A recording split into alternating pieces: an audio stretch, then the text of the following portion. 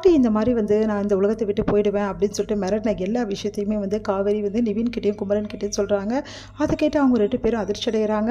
அவங்க வந்து கால் பண்ணி பார்க்குறாங்க. விஜய்க்கு ஃபோனே எடுக்க மாட்டேங்குது. என்னடா ஃபோனே எடுக்க மாட்டேங்குது, இப்போ என்னடா பண்ணுறது, வேறு வழி இல்லைன்னு எப்படியாவது விஜய் கிட்ட இந்த விஷயத்தை சொல்லி ஆகணும், அப்போ தான் விஜய் வந்து இந்த பிரச்சனை எல்லாம் தீர்ப்பார், இல்லை இந்த பிரச்சனை நம்ம கை மீறி போயிடும் அப்படின்னு சொல்லிட்டு இருக்காங்க.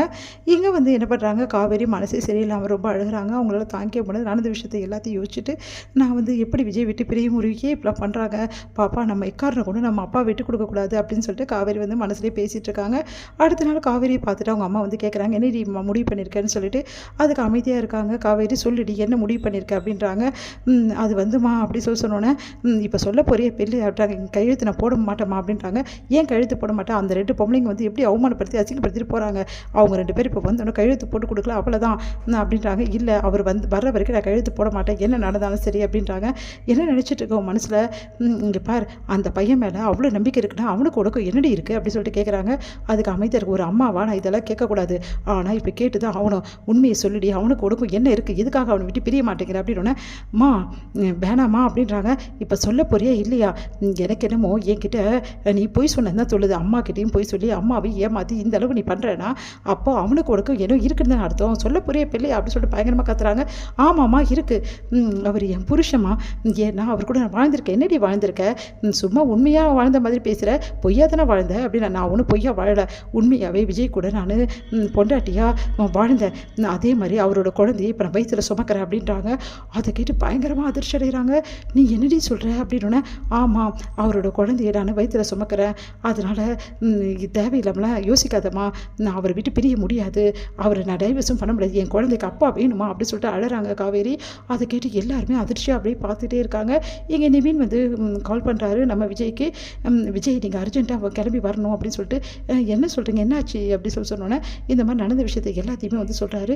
இவ்வளோ நடந்திருக்கா, எங்கே இருக்கீங்க நிவின் அப்படின்னா, ரொம்ப தூரத்தில் இருக்கனே, இங்கே பாருங்கள் இங்கே நடக்கிறது எதுவுமே சரியில்லை, முதல்ல கிளம்பி சீக்கிரமாக வாங்க விஜய், என்ன நடந்தாலும் நீங்கள் உடனே வந்து ஆகணும், இங்கே உங்கள் பாட்டியும் வந்து சித்தியும் பெரிய பிரச்சனை பண்ணுறாங்க, டைவர்ஸ் பேப்பர் எடுத்துன்னு வந்துட்டு. டைவர்ஸ் பேப்பரா, ஆமாம் அவங்களுக்கு தெரியாத அந்த விஷயம், எனக்கு எப்படி தெரியும், என்கிட்ட சொல்லவே வேணும்னு அவங்க பண்ணிகிட்ருக்காங்க. காவேரி என்ன சொன்னால் கையெழுத்து போட மாட்டேன்னு சொல்லிட்டா, ஆனால் இன்றைக்கி வரேன்னு சொல்லியிருக்காங்க, அதனால் பெரிய பிரச்சனை இங்கே நடந்துட்டுருக்கு, ப்ளீஸ் விஜய் உடனே கிளம்பி வாங்க.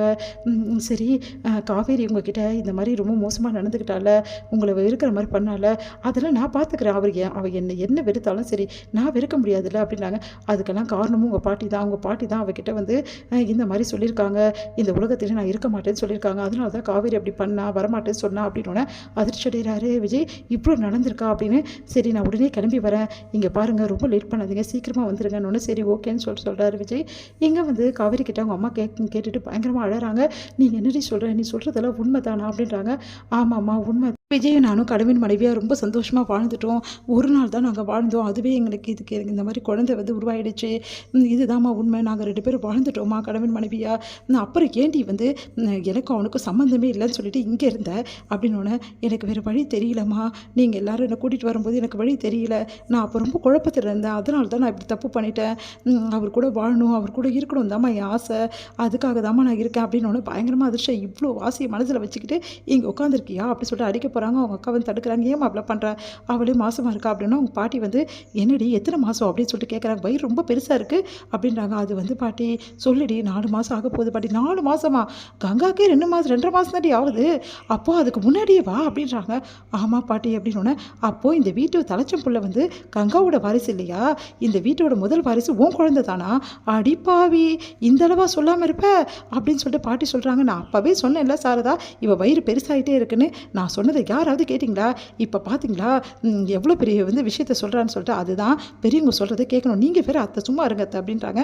இப்போ என்னடி பண்ண போகிற, வேறு என்ன பண்ணுறது, அவங்க வரட்டும், இவ்வளவும் பண்ணிவிட்டு அவங்க பையன் டைவர்ஸ் வேறு கேட்பாரா பண்ணிட்டு இருக்கும்போதே அங்கே வந்து பாட்டியும் வந்து அவங்க பொண்ணும் வராங்க. அவங்கள பார்த்துட்டு செம்மைய டென்ஷன் ஆகிடுறாங்க. கையெழுத்து போட்டியா இல்லையா வந்து காவேரின்னு சொல்லிட்டு கேட்குறாங்க. அதுக்கு பதில் நான் சொல்கிறேன் அப்படின்னு சொல்லிட்டு சாரதா போகிறாங்க. என்ன பதில் சொல்ல போகிற அப்படின்னோடனே, அவள் கையெழுத்து போட மாட்டா. எதுக்கு போட மாட்டா, ஆமாம் இவ்வளோ நாள் என் பொண்ணாக இருந்தால் அதனால நான் கையெழுத்து போட சொல்லியிருப்பேன், இப்போ தான் அவள் என் பொண்ணு இல்லையே, உங்கள் வீட்டு வாரிசு தானே சுமந்துட்டுருக்கா, அப்போ எப்படி கையெழுத்து போடுவா அப்படின்னு பயங்கரமாக அதிர்ச்சி அடைகிறாங்க பாட்டி.